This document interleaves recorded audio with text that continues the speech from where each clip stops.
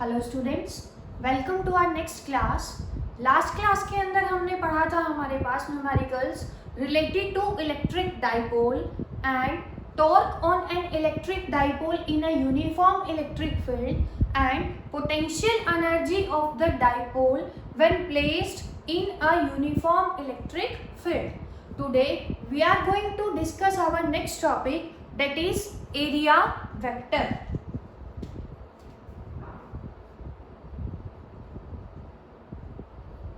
Area vector. अब सबसे पहला जो क्वेश्चन है माइंड के अंदर हमारे पास आएगा कि अभी तक हमने क्या पढ़ा हुआ है हमारे पास, that area is a scalar quantity. हमने एरिया को कैसे क्वांटिटी पढ़ा हुआ है, scalar quantity, but in physics in many topics area is required to consider as a vector quantity. Physics के अंदर हमें कई जगह पे एरिया को ट्रीट करना पड़ेगा as a vector quantity, that's why it is called area vector. अब बात आती है कि एरिया को अगर हमें एरिया वेक्टर के अंदर कन्वर्ट करना है तो कैसे करेंगे। ध्यान से देखेंगे सभी। सपोज करो हमारे पास क्या है, कोई पर्टिकुलर गिवन एरिया है हमारे पास। एग्जाम्पल के लिए आपको दिखाते हैं कि हमारे पास सपोज करो ये क्या है, हमें कोई भी गिवन एरिया है, that is length into breadth. अगर इस एरिया को हमें कैसा बनाना है, एक वेक्टर क्वांटिटी बनाना है। एरिया इसका क्या होगा हमारे पास, A, that is length into width और लेंथ इंटू ब्रेड्थ। तो हम इसको क्या करेंगे, मल्टीप्लाई। लेकिन अगर हमें इस एरिया को बनाना है वेक्टर क्वांटिटी तो हमेशा याद रखेंगे किसी भी स्केलर एरिया को वेक्टर बनाने के लिए हम क्या करेंगे, पूरे एरिया को डिवाइड करेंगे स्मॉल एरिया एलिमेंट्स के अंदर।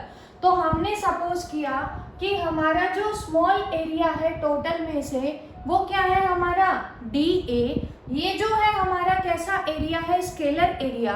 अगर हमें इस एरिया को वेक्टर बनाना है तो हमेशा याद रखेंगे ये हमारे पास क्या है, लेंथ इंटू ब्रेड्थ। इसका जो रिजल्ट होगा लेंथ इंटू ब्रेड्थ से जो आंसर आएगा हमारे पास ए, उसकी डायरेक्शन हमेशा किधर होगी, आउटवर्ड फ्रॉम दिस सरफेस और नॉर्मल टू द सरफेस, और we can say that area is perpendicular to the surface. तो एरिया वेक्टर की क्या होगी हमारे पास, एक डायरेक्शन कि उसका जो प्रोडक्ट है लेंथ इंटू ब्रेड्थ, उसकी क्या है हमारे पास एक पर्टिकुलर डायरेक्शन है, इसलिए वहां पे एरिया को कैसे ट्रीट करेंगे, as a area vector.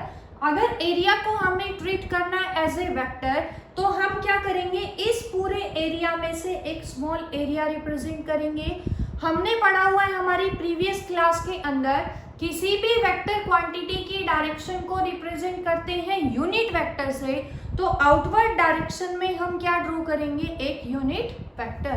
That is अगर हमारे पास किसी टोटल एरिया ए में से स्मॉल एरिया हमने क्या लिया है, ए डी ए, तो एरिया वेक्टर क्या होगा, स्केलर एरिया इंटू हमने क्या ड्रॉ किया, आउटवर्ड डायरेक्शन में एक नॉर्मल ड्रॉ किया, दैट इज इंटू में क्या आ जाएगा हमारे पास एन कैप, जो किसको रिप्रेजेंट करेगा, डायरेक्शन को रिप्रेजेंट करेगा, और उसके साथ ही एरिया किस में बन जाएगा, वेक्टर क्वांटिटी के अंदर।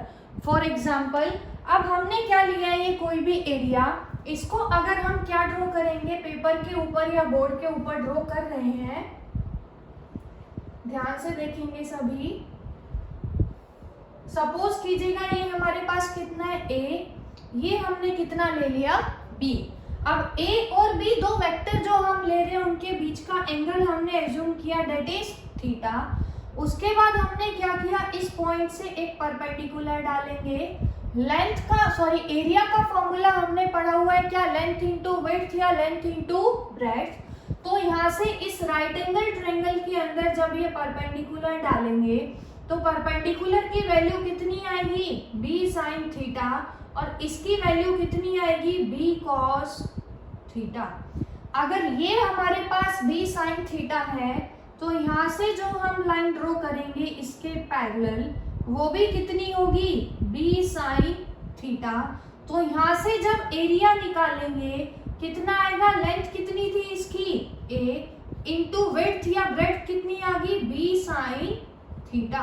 हमने पढ़ा हुआ है अगर दो वेक्टर क्या है हमारे पास एक दूसरे के परपेंडिकुलर, तो जो उनका रिजल्टेंट है वो किससे रिप्रेजेंटेड करते हैं हम, बाय द क्रॉस प्रोडक्ट। इसलिए यहाँ पे हमने बीच में क्या लगाया है, a into B sine theta. तो इसको नेक्स्ट स्टेप में क्या लिख सकते हैं हम, a क्रॉस b। हमने अपनी प्रीवियस क्लास के अंदर पढ़ा था if two vectors are perpendicular to each other, that is कौन कौन से वेक्टर है, a और दूसरा क्या है हमारे पास b साइन थीटा, दोनों परपेंडिकुलर हैं, तो जो इनका रिजल्टेंट होगा वो किससे निकालेंगे, क्रॉस प्रोडक्ट से। तो क्या आ जाएगा हमारे पास a क्रॉस b। अब हमारे पास क्या है कि ये जो एरिया है इसकी डायरेक्शन क्या होगी, परपेंडिकुलर टू द सरफेस होगी। तो ये हमारे पास क्या आ गया, एरिया वेक्टर। इसके अंदर हमें सिर्फ यही ध्यान रखना है, किसी भी एरिया को अगर एरिया वेक्टर बनाना है तो उसमें से हम क्या लेंगे, कोई स्मॉल एरिया, उसको वेक्टर बनाने के लिए क्या ड्रॉ करेंगे, आउटवर्ड डायरेक्शन में यूनिट वेक्टर और नॉर्मल। तो एरिया को हम क्या बोलेंगे, एक वेक्टर क्वांटिटी। अब इसी के ऊपर बेस्ड हमारे पास हमारा नेक्स्ट टॉपिक आता है, दैट इज इलेक्ट्रिक फ्लक्स।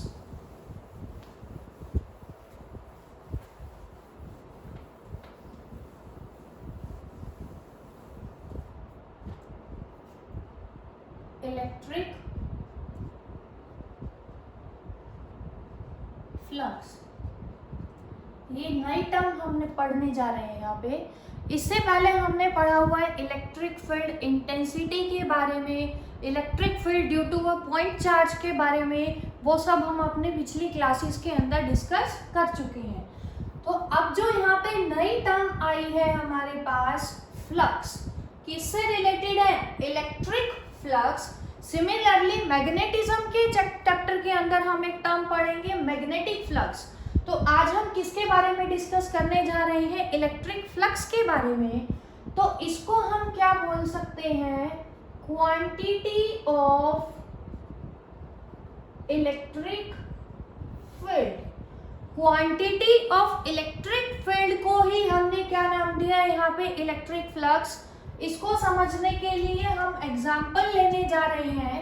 हमने लिया हमारे पास कि ये जो है हमें किसको रिप्रेजेंट करता है, हमारे पास किसी यूनिफॉर्म इलेक्ट्रिक फील्ड को, जिसकी डायरेक्शन हमें गिवन है।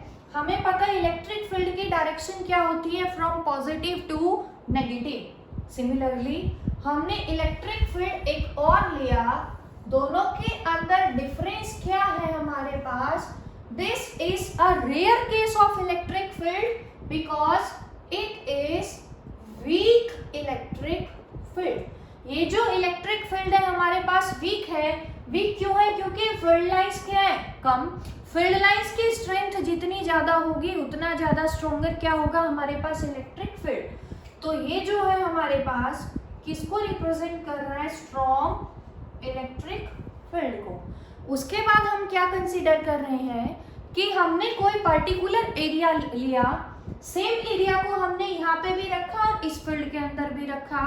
तो हम एज्यूम कर रहे हैं हमने एरिया ले लिया, ये हमारे पास क्या है, कोई गिवन एरिया, पर्टिकुलर एरिया जिसको हमने लिया है। अब हम एज्यूम कर रहे हैं कि हम इस एरिया को कैसे रख रहे हैं, इलेक्ट्रिक फील्ड के अंदर इस डायरेक्शन में रख रहे हैं। जो एरिया हम लेने जा रहे हैं वो हम शीट की फॉर्म में भी ले सकते हैं या फिर किसी कॉइल की फॉर्म में भी ले सकते हैं। तो यहाँ पे हमने एरिया को कैसे रखा, इस डायरेक्शन में। तो आप ड्रॉ करने जा रहे हैं उस एरिया को, हम एरिया को ले रहे हैं in the form of sheet.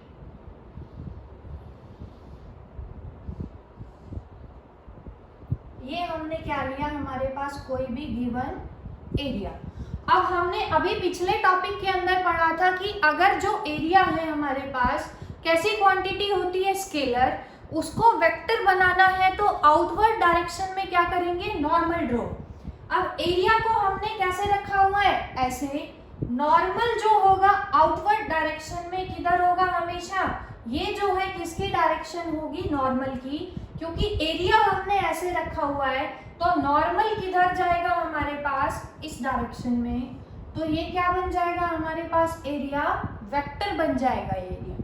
अब ध्यान से देखेंगे, इलेक्ट्रिक फील्ड इंटेंसिटी कैसी क्वांटिटी हमारे पास, वेक्टर क्वांटिटी, एन कैप क्या है, यूनिट वेक्टर, ये भी क्या है, एक vector quantity. Similarly same sheet को हमने यहाँ पे रखा इन वीक इलेक्ट्रिक फील्ड। ध्यान से देखेंगे आप सभी, जो शीट को हमने इसके अंदर रखा स्ट्रॉन्ग इलेक्ट्रिक फील्ड के अंदर, तो इस एरिया से नंबर ऑफ लाइंस कितनी पास हो रही हैं, 1 2 3 4 5 6, तो नंबर ऑफ फील्ड लाइंस जो इस एरिया को पास करके जा रही है वो कितनी है हमारे पास यहाँ पे, 6।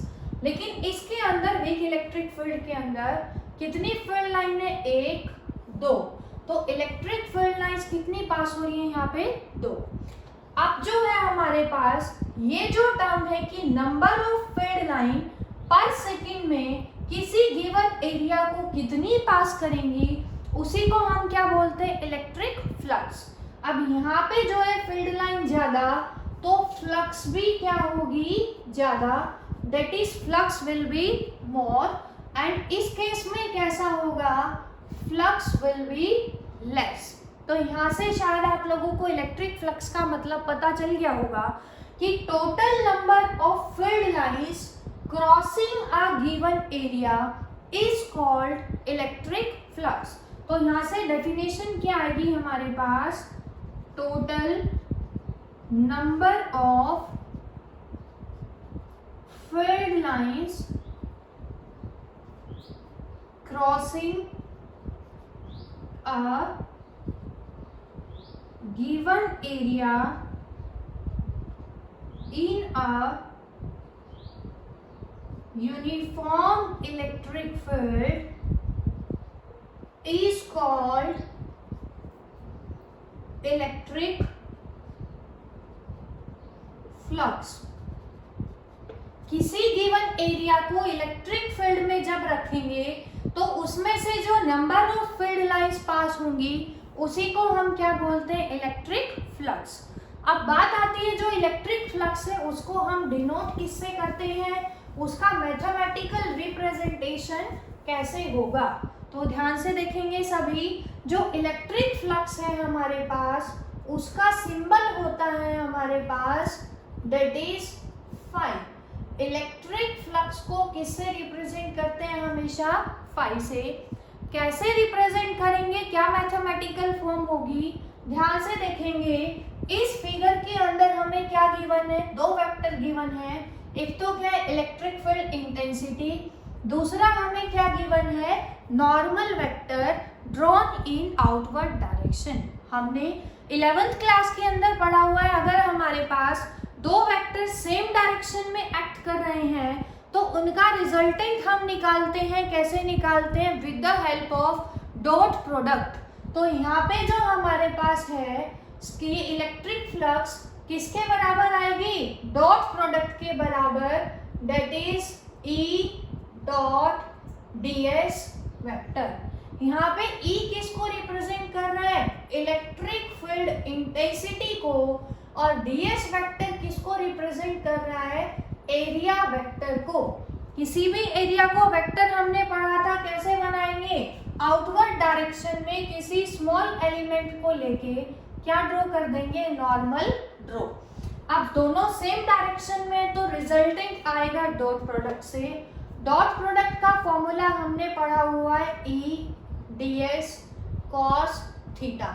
अब ds वेक्टर, एरिया वेक्टर का फॉर्मूला क्या था, n cap into scalar area. जब मैग्नीट्यूड लेंगे इसका डॉट प्रोडक्ट खोलेंगे क्या आएगा, a का मैग्नीट्यूड, b का magnitude, cos of angle between them. n cap कैसा वेक्टर है, यूनिट वेक्टर, उसका मैग्नीट्यूड कितना हो जाएगा, 1। इसीलिए हमने यहाँ पे n कैप को मेंशन नहीं किया। तो यहाँ से हमें इलेक्ट्रिक फ्लक्स का फॉर्मूला क्या मिल गया, phi is equal to E D S cos theta, where theta is the angle between electric field intensity and area vector. उन दोनों के बीच का क्या है हमारे पास, एंगल। अब हमने पढ़ा हुआ है डॉट प्रोडक्ट का दूसरा नाम, क्या पढ़ा हुआ है हमने 11th क्लास में, कि डॉट प्रोडक्ट को हम क्या बोलते हैं, स्केलर प्रोडक्ट भी बोलते हैं। अब इसके अंदर देखो इलेक्ट्रिक फील्ड इंटेंसिटी तो वेक्टर क्वांटिटी, एन कैप भी कैसे हमारे पास, एरिया भी वेक्टर क्वांटिटी, लेकिन डॉट प्रोडक्ट का दूसरा नाम क्या है, स्केलर प्रोडक्ट। तो इसलिए जो रिजल्टेंट आएगा इलेक्ट्रिक फ्लक्स वो कैसी होगी हमारे पास, स्केलर क्वांटिटी। तो दैट इज फाई, फाई क्या है यहाँ पे, electric flux is a scalar quantity. इस चीज को ध्यान रखेंगे कि इलेक्ट्रिक फील्ड इंटेंसिटी और एरिया दोनों कैसी थी, वेक्टर क्वांटिटी। दोनों का रिजल्टेंट आया डॉट प्रोडक्ट से। डॉट प्रोडक्ट हमेशा क्या होता है, स्केलर, इसीलिए जो इनका रिजल्टेंट है electric flux that will be a scalar quantity. तो हमने यहाँ से प्रूव किया कि how electric flux is a scalar quantity. अब यहाँ से अगर हमें फ्लक्स की यूनिट्स निकालनी हो तो कैसे निकालेंगे, फाई इज इक्वल टू क्या है हमारे पास, E dot D S. Electric field intensity की यूनिट हमने पढ़ी हुई है न्यूटन पर कूलम, डीएस क्या है, एरिया, एरिया की यूनिट क्या होगी, मीटर स्क्वायर। तो यहाँ से इलेक्ट्रिक फ्लक्स की यूनिट क्या आ जाएगी, न्यूटन मीटर स्क्वायर पर कूलम। ये हमारे पास क्या आ गई उसकी यूनिट। अब इसको समझने के लिए इलेक्ट्रिक फ्लक्स को हम एक एग्जांपल लेने जा रहे हैं। सपोज कीजिएगा सभी ध्यान से कि हमारे पास ये क्या है, कोई भी रूम, ठीक है। हमने ये जो रूम लिया है, हम एज्यूम कर रहे हैं कि रूम के इधर हमारे पास क्या लगी हुई है, विंडो लगी हुई है। ये क्या है हमारे पास, रूम। हमने क्या किया, विंडो को जैसे ही ओपन करेंगे बाहर से एयर क्या आएगी, अंदर की तरफ मूव करेगी। कितनी ज़्यादा एयर अंदर मूव करेगी वो किसके ऊपर डिपेंड करेगा, एयर की speed outside the window and intensity of air outside the window. Air की इंटेंसिटी विंडो के बाहर और उसकी स्पीड विंडो के बाहर जितनी ज़्यादा होगी उतनी ज़्यादा एयर कहाँ आएगी हमारे पास, इसको पेनिट्रेट करके रूम के अंदर आ जाएगी। तो जैसे ही विंडो ओपन करोगे रूम के अंदर क्या आ गई, हमारे पास एयर आ चुकी है। तो ये जो एयर है, अगर मैं रूम के इस साइड पे एक विंडो लगाऊं और उसको स्मॉल विंडो लेने जा रहे हैं, हमने उसको क्या कर दिया, विंडो को ओपन कर दिया। तो अगर मैं यहाँ पे भी विंडो को ओपन कर रही हूँ तो पर यूनिट टाइम में जो एयर है वो क्या करेगी, इस रूम से बाहर जाएगी। तो total air per unit time window से कितनी बाहर जा रही है, that is called electric flux. Similarly यहाँ पे ये जो हमने एरिया लिया था, पर यूनिट टाइम में टोटल कितनी फील्ड लाइंस बाहर जा रही हैं, उसी को हमने क्या नाम दिया, फ्लक्स। सिमिलरली रूम से पर यूनिट टाइम जो एयर बाहर जाएगी that is called electric flux. अब नेक्स्ट टॉपिक जो हम पढ़ने जा रहे हैं हमारा फ्लक्स से ही रिलेटेड है, दैट इज क्लोज्ड सरफेस। क्योंकि जो हमारे पास आज हमें टॉपिक पढ़ना है उसके अंदर हमें इन टर्म्स का पता होना जरूरी था, इलेक्ट्रिक फ्लक्स। दूसरा अब हमें क्या पढ़ना है, क्लोज्ड सरफेस।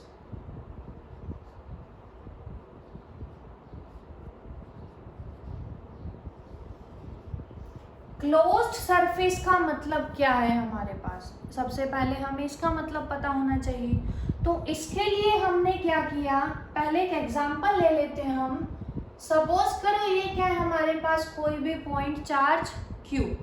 अब चार्ज Q है तो इसकी वजह से क्या प्रोड्यूस होंगी, फील्ड लाइन। हम एज्यूम करते हैं कि ये चार्ज कैसा है, पॉजिटिव। तो पॉजिटिव से फील्ड लाइन किधर जाएंगी, आउटवर्ड। दैट इज ये जो एरोज है हमारे पास किसको रिप्रेजेंट कर रहे हैं, इलेक्ट्रिक फील्ड की डायरेक्शन को। अब हमने क्या लिया, कोई भी आर्बिट्रेरी सरफेस इसके ऊपर कंसीडर किया। तो ये जो है हमारे पास, हमने क्या ले लिया, कोई भी आर्बिट्रेरी सरफेस एस।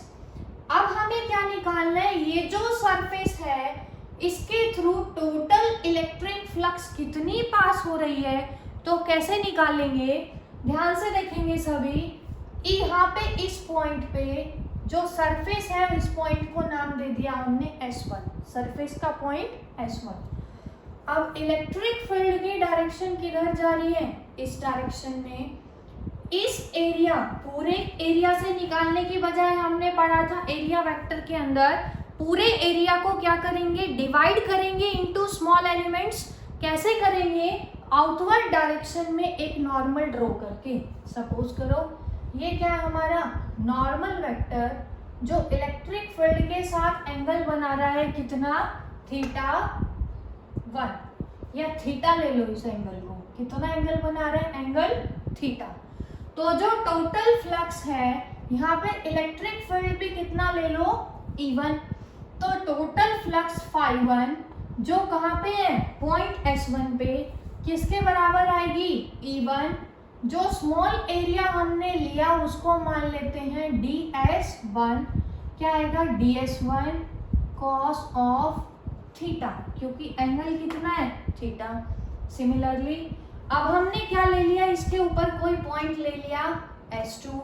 यहाँ पे अगर टोटल फ्लक्स निकालनी है तो इस पे भी क्या करेंगे, एक स्मॉल एरिया एलिमेंट लेंगे ds2। एरिया वेक्टर बनाने के लिए आउटवर्ड डायरेक्शन में क्या ड्रॉ करेंगे, नॉर्मल। सपोज करो इसके बीच में इलेक्ट्रिक फील्ड के और नॉर्मल के बीच में एंगल कितना है, थीटा। तो इलेक्ट्रिक फील्ड इंटेंसिटी यहाँ पे ले लेते हैं E2। तो φ2 किसके बराबर आएगा, E2 ds2 cos of theta. ऐसे मूव करते करते हम कहाँ आ जाएंगे, इस पॉइंट पे। सपोज करो यहाँ पे फ्लक्स कितनी है हमारी, 1 2 3 4 5। तो यहाँ पे फ्लक्स हमने मान ली कितनी, 5 इज इक्वल टू, ये जो इलेक्ट्रिक फील्ड है इसको कितना मान लिया, E5। फिर से क्या करेंगे, इस पॉइंट पे एक स्मॉल एरिया, वहां से क्या ड्रॉ करेंगे, नॉर्मल। सपोज करो कितना एंगल बना रहे हैं फील्ड के साथ, थीटा। तो कितना आ जाएगा, 5 is equal to E5 ds5 cos theta. ये क्या आ गई हमारे पास, जो स्मॉल एरियाज हमने लिए वहां से क्या आ गई, रिलेटेड इलेक्ट्रिक फ्लक्स। लेकिन अगर हमें टोटल फ्लक्स निकालनी हो तो सबको, फ्लक्स हमें पता है कैसी क्वांटिटी है, स्केलर क्वांटिटी। तो सभी का क्या कर देंगे, स्केलर एडिशन। तो हमें क्या मिल जाएगी, टोटल इलेक्ट्रिक फ्लक्स। और total electric flux can be calculated by integrating. तो हमारे पास क्या आ जाएगी, ई डी एस कॉस थीटा का जब इंटीग्रेशन करेंगे, मतलब स्मॉल एरियाज को क्या करेंगे, स्मॉल फ्लक्स को सब करेंगे, तो भी हमें क्या मिलेगी, टोटल फ्लक्स। तो यहाँ से हमें जो दूसरा फॉर्मूला मिला टोटल इलेक्ट्रिक फ्लक्स का, वो क्या मिला, इंटीग्रेशन। इंटीग्रेशन क्यों किया, क्योंकि हम सबको क्या कर रहे हैं, सम कर रहे हैं, ऐड कर रहे हैं, किसका, ई डी एस कॉस थीटा का इंटीग्रेशन। इन लिमिट्स के अंदर जब करेंगे तो हमें क्या मिलेगी, टोटल फ्लक्स। अब बात आती है यहाँ पे कि हमने क्या पढ़ना है, अपना नेक्स्ट टॉपिक क्लोज्ड सरफेस। तो ध्यान से देखेंगे क्लोज सरफेस के लिए। सपोज कीजिए हमारे पास क्या है, कोई पर्टिकुलर एरिया हमने ले लिया। सपोज करो ये क्या है, एरिया, ये कैसा है, क्लोज्ड। क्लोज्ड होने के साथ साथ हम क्या ले रहे हैं, इसका एक सरफेस भी है। तो ऐसा एरिया जो क्या हो, क्लोज्ड, साथ साथ उसके पास क्या हो, कोई सरफेस भी हो, तो उसको हम क्या कंसीडर करते हैं, क्लोज्ड सरफेस। आज जो हम अपना क्लोज सरफेस पढ़ने जा रहे हैं वो हम ले लेते हैं क्यूबिकल सरफेस। आप कोई भी क्लोज सरफेस स्टडी कर सकते हैं। एग्जाम्पल के लिए हमने क्या लिया है, हमारे पास कोई क्लोज्ड क्यूबिकल सरफेस, ये हमने ले लिया क्लोज्ड क्यूबिकल सरफेस, क्योंकि ये क्या है, क्लोज भी है और इसका एक सरफेस भी है। इसको ध्यान से देखेंगे क्लोज सरफेस को समझने के लिए। सपोज कीजिएगा ये हमने क्या ले लिया, हमारा कोई भी क्यूबिकल सरफेस। क्यूब के हमें पता है टोटल नंबर ऑफ फेसेस कितने होते हैं, 6। ध्यान से देखेंगे सभी, 1 2 3 4, ये तो क्या हो गए 4 फेस। ऊपर क्या है, टॉप बॉटम, तो टोटल नंबर ऑफ फेसेस कितने आ गए हमारे पास, 6। अब ध्यान से देखेंगे ये जो सरफेस है इसको हम मान लेते हैं फेस 1। तो ये कौन सा साइड वाला सरफेस है हमारे पास, तो ये जो है हमारे पास क्या आ गया, फेस 1। इसको हमने नाम दे दिया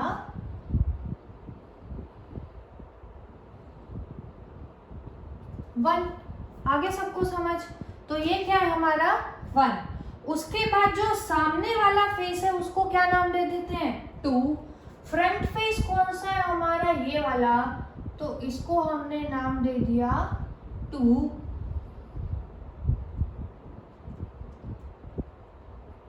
उसके बाद कौन है हमारे पास, साइड वाला फेस, इसको नाम दे देते हैं 3। तो ये हमारे पास क्या आ गया, 3।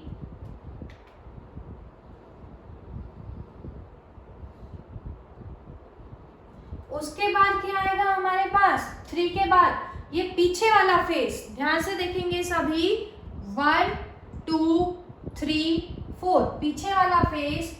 पीछे वाले फेस को हम मान लेते हैं ये हमारे पास, ये क्या आ गया हमारे पास 4। उसके बाद कौन बच गया, टॉप।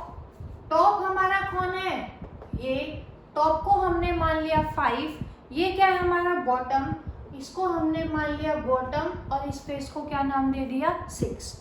अब ध्यान से देखेंगे, हमें इस क्लोज सरफेस से क्या निकालनी है, total electric flux. That is हमें टोटल फ्लक्स निकालनी है, कहाँ से, क्यूब से। हम क्या करेंगे, हर फेस से एसोसिएटेड क्या निकालेंगे, फ्लक्स। सबको क्या करेंगे, ऐड। तो हम निकालने जा रहे हैं एक एक फेस की, ध्यान से देखेंगे। फर्स्ट सरफेस जो है हमारा, उसके फ्लक्स को हम नाम दे देते हैं यहाँ पे phi1, सेकेंड को phi2, थर्ड की फ्लक्स phi3, 4 की phi4, सिमिलरली टॉप की phi5, और बॉटम फेस की फ्लक्स कितनी ले ली हमने, 6। अब हमने पढ़ा हुआ है क्या, phi is equal to e ds cos theta. ध्यान से देखेंगे सभी, फर्स्ट फेस हमारा कौन सा है, ये वाला। अब हम लेने जा रहे हैं फ्लक्स के अंदर हमें किसकी जरूरत है, एक तो एंगल की, दूसरा इलेक्ट्रिक फील्ड के डायरेक्शन की। तो हमने एज्यूम किया कि हमने ये जो क्यूबिकल सरफेस है इसको रख दिया किसी यूनिफॉर्म इलेक्ट्रिक फील्ड के अंदर, जिसकी डायरेक्शन हमें गिवन है, इस डायरेक्शन में जा रहा है इलेक्ट्रिक फील्ड। अब ध्यान से देखेंगे, हमें फर्स्ट फेस से निकालना है क्या, टोटल फ्लक्स। अब इलेक्ट्रिक फील्ड की डायरेक्शन किधर है हमारे पास, दिसवर्ड, तो ये जो डायरेक्शन है किसकी है, ई की। दूसरा हमें क्या बताना है, एरिया वेक्टर। एरिया वेक्टर क्या था, नॉर्मल किसका, to the area. Normal physics के अंदर हम हमेशा लेंगे इन आउटवर्ड डायरेक्शन और away from the surface of the conductor. तो अब इलेक्ट्रिक फील्ड हमारा जा रहा है इस डायरेक्शन में, इस फेस का नॉर्मल, नॉर्मल हमेशा लेंगे आउटवर्ड द सरफेस, उधर तो क्यूब के इनवर्ड हो जाएगा। तो नॉर्मल की डायरेक्शन क्या आएगी हमारे पास, फर्स्ट सरफेस के लिए ये डायरेक्शन आएगी। ये क्या है हमारा फर्स्ट सरफेस, ई जा रहा है इस डायरेक्शन में, नॉर्मल जा रहा है उस डायरेक्शन में, थीटा दोनों के बीच में कितना आ गया 180। तो क्या आएगा E D S cos 180। Cos 180 की वैल्यू हमने क्या पढ़ी हुई है, phi is equal to cos 180 होगा -1, क्या आ जाएगी माइनस ई डी एस। तो टोटल इलेक्ट्रिक फ्लक्स आ गई माइनस ई डी एस।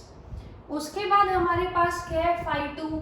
2 कौन सा सरफेस है, ये हमने क्या माना था 2, इलेक्ट्रिक फील्ड जा रहा है इधर, इस सरफेस से आउटवर्ड में नॉर्मल ड्रॉ करोगे इधर। अब इलेक्ट्रिक फील्ड तो जा रहा है तुम्हारा इस डायरेक्शन में, नॉर्मल जा रहा है इस डायरेक्शन में, दोनों के बीच में थीटा कितना 90 डिग्री, तो फ्लक्स cos 90 कितना होगा 0। तो इस फेज से ये जो हमारा क्या था सेकेंड फेज फ्रंट वाला, सेकेंड E जा रहा है उधर, नॉर्मल जा रहा है इधर, that is theta is equal to 90 and flux will be 0। अब बात आती है किसकी, थर्ड फेज की। थर्ड फेज हमारा ये है, E जा रहा है इस डायरेक्शन में, अब ये जो सरफेस है इसका नॉर्मल आउटवर्ड किधर जाएगा, इसी डायरेक्शन में, नॉर्मल भी इसी डायरेक्शन में जा रहा है, तो थीटा कितना 0, क्या आएगा phi is equal to E D S cos 0। Cos 0 कितना होगा 1, तो फ्लक्स कितनी आ गई ई डी एस। अब किसकी निकालनी है हमें, फोर्थ की। फोर्थ सरफेस किधर है पीछे, उसका नॉर्मल किधर होगा आउटवर्ड इस डायरेक्शन में, जबकि इलेक्ट्रिक फील्ड जा रहा है उस डायरेक्शन में, दैट इज थीटा फिर से कितना हो जाएगा 90। फोर्थ को भी ड्रॉ करके अगर देखोगे तुम, तो ये जो पीछे वाला फेस है हमारा, ये पीछे 4, ई जा रहा है इधर, एन जा रहा है इधर, theta 90, cos 90 will be 0, that is total flux will be 0. Now top हमने क्या लिया है 5, ये हमारा है टॉप। अब इलेक्ट्रिक फील्ड की डायरेक्शन है ये, नॉर्मल किधर होगा आउटवर्ड, थीटा कितना 90, cos 90 again will be 0, that is flux will be 0. Next bottom हमारा क्या है, ये जो है हमारा 6 बॉटम, ई जा रहा है उधर, बॉटम से आउटवर्ड, इससे आउटवर्ड फ्लक्स किधर निकलेगी, सॉरी नॉर्मल डाउनवर्ड, थीटा कितना 90, flux will be again equal to 0। अब हमें क्या निकालनी है, total flux linked with close surface that is cubical surface. तो टोटल फ्लक्स हमारे पास कितनी आएगी, सबको क्या करेंगे add, that is phi is equal to phi 1 plus phi 2 plus phi 3 plus phi 4 plus phi 5। सबको जब ऐड करेंगे तो minus E D S plus E D S will be equal to 0। तो यहाँ से कंक्लूजन क्या आया हमारे पास कि total electric flux link with A close surface S, इस क्लोज सरफेस की फ्लक्स जो हमने लिया क्यूबिकल की, किसके बराबर आई 0 के बराबर। अब नेक्स्ट टॉपिक जो हम पढ़ने जा रहे हैं, बोर्ड पॉइंट ऑफ व्यू और कॉम्पिटिटिव एग्जाम के पॉइंट ऑफ व्यू से भी काफी इंपॉर्टेंट है, दैट इज गॉस लॉ। तो अब नेक्स्ट टॉपिक हम पढ़ने जा रहे हैं हमारा गॉस लॉ। गॉस लॉ, तो सबसे पहले इसकी स्टेटमेंट लिख लेते हैं, उसी के बेसिस पे इसका हम मैथमेटिकल समझ पाएंगे। तो गॉसिस लॉ ने हमें क्या बोला, according to this law total electric flux का सिंबल क्या था हमारे पास phi over a closed surface S is 1 by epsilon naught times of the total charge Q enclosed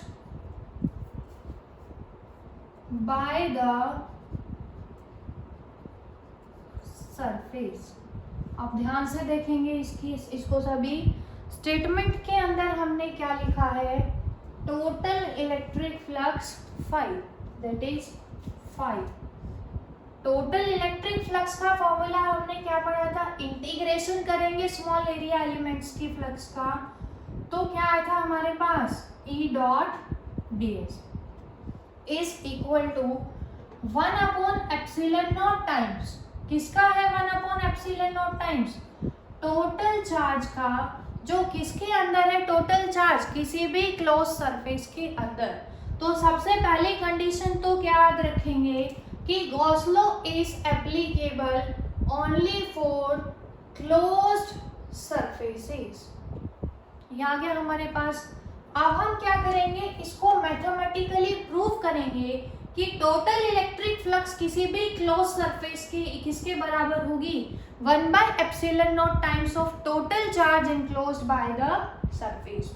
अब इसके लिए ध्यान से देखेंगे सभी, हमने क्या ले लिया, कोई भी पॉइंट चार्ज Q।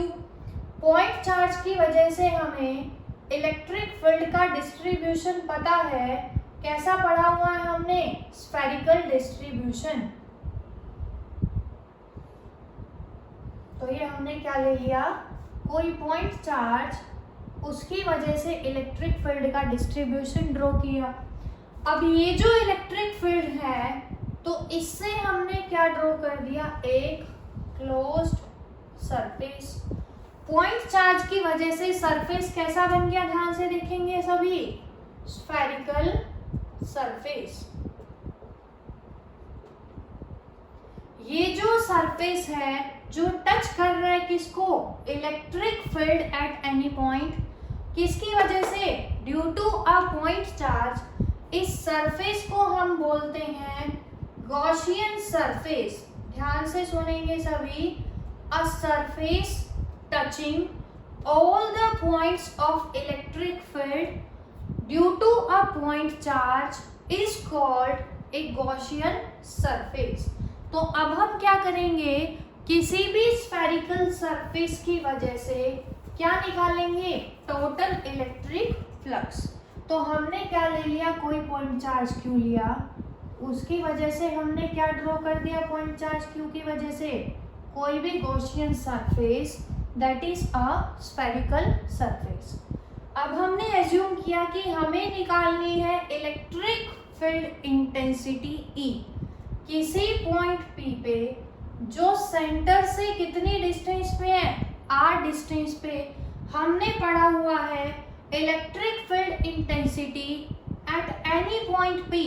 जिस भी पॉइंट पे हमें निकालनी होती है वहां पे कितना चार्ज रखें, +1 कूलम चार्ज। तो पॉजिटिव चार्ज यहाँ पे रखा है, पॉजिटिव की वजह से इलेक्ट्रिक फील्ड की डायरेक्शन क्या होगी, आउटवर्ड। हमें P पॉइंट पे इस सरफेस की वजह से क्या निकालनी है, टोटल फ्लक्स। हमने पढ़ा हुआ है टोटल फ्लक्स को कैसे निकालते हैं, पूरे एरिया को, पूरा एरिया हमने मान लिया इसका S, total surface area of sphere किसके बराबर होता है, 4πr²। तो इस पूरे एरिया को हम एज्यूम कर रहे हैं, हमने डिवाइड किया किसी स्मॉल एरिया एलिमेंट के अंदर, दैट इज ds। अब एरिया कैसी क्वांटिटी है, स्केलर। इसको वेक्टर बनाने के लिए आउटवर्ड डायरेक्शन में क्या ड्रॉ करेंगे, नॉर्मल। हमें टोटल फ्लक्स निकालनी है कहाँ पे, P पॉइंट पे। तो टेकिंग लेफ्ट हैंड साइड, हम प्रूव करेंगे कि left hand side is equal to right hand side. तो लेफ्ट हैंड साइड को जब लेंगे तो क्या आएगा हमारे पास, E डॉट ds। इसको जब खोलेंगे डॉट प्रोडक्ट को, क्या आएगा, E ds cos theta, that is phi is equal to E ds cos।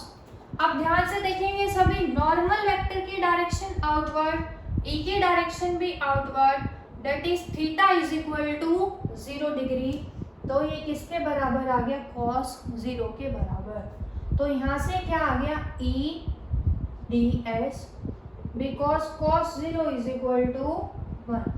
अब ये जो सरफेस हमने लिया, कैसा लिया, क्लोज सरफेस। तो इंटीग्रेशन में एक बात और ध्यान रखेंगे कि हम क्या बनाएंगे, क्लोज्ड सरफेस का इंटीग्रल बनाएंगे। ये किसका है, किसके लिए इंटीग्रल, एरिया इंटीग्रल के लिए यूज करते हैं हम मैथ्स के अंदर। तो हमने क्या किया, टोटल इलेक्ट्रिक फ्लक्स निकालनी है किसी क्लोज्ड एरिया की।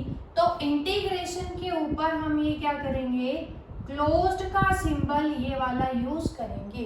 अब electric field due to a point charge at any point P, क्या पढ़ा हुआ है हमने, E is equal to K Q by R square. क्या आ जाएगा इसमें वैल्यू रखेंगे तो K, चार्ज कितना है सेंटर पे Q, divided by R square into ds। अब ध्यान से देखेंगे K क्या है यहाँ पे, electrostatic force constant K whose value is a constant. Charge जो है सेंटर पे गिवन है हमारे पास वो भी क्या है, कांस्टेंट। स्फेरिकल सरफेस के अंदर आर भी क्या है, कांस्टेंट। तो इन सभी कांस्टेंट को हम कहाँ ले जाएंगे, इंटीग्रेशन से बाहर क्या आएगा हमारे पास नेक्स्ट स्टेप के अंदर, phi is equal to K Q by R square close integral of ds। अब ये क्या है, स्मॉल एरिया का जब हम सम करेंगे, टोटल करेंगे तो किसके बराबर आएगा total, phi is equal to K Q by R square into total surface area. जब ds1 ds2 up to dsn बहुत सारे स्मॉल एरियाज को ऐड करेंगे तो क्या बनेगा, total surface area. Total surface area spherical surface का कितना है हमारे पास, phi is equal to K Q by R square into S की वैल्यू हमें पता है 4 pi R square. R square से R square cancel out, K की वैल्यू हमने फर्स्ट चैप्टर के अंदर पढ़ी थी, that is equal to 1/4 pi epsilon naught into 4 pi into Q. 4 pi से 4 पाई कैंसिल आउट तो क्या आ गया हमारे पास, phi is equal to EDS को हम लेकर चले थे इज इक्वल टू किसके बराबर आ गया, Q बाय एप्सिलॉन नॉट के बराबर। तो हमने क्या किया कि टोटल इलेक्ट्रिक फ्लक्स को प्रूव किया 1/ε0 times of total charge enclosed by the closed surface. तो टॉपिक को ध्यान से देखेंगे, काफ़ी इंपॉर्टेंट टॉपिक है ये। नेक्स्ट टॉपिक हम डिस्कस करेंगे अपनी अगली क्लास के अंदर। चैनल को सब्सक्राइब जरूर करें। Thank you very much.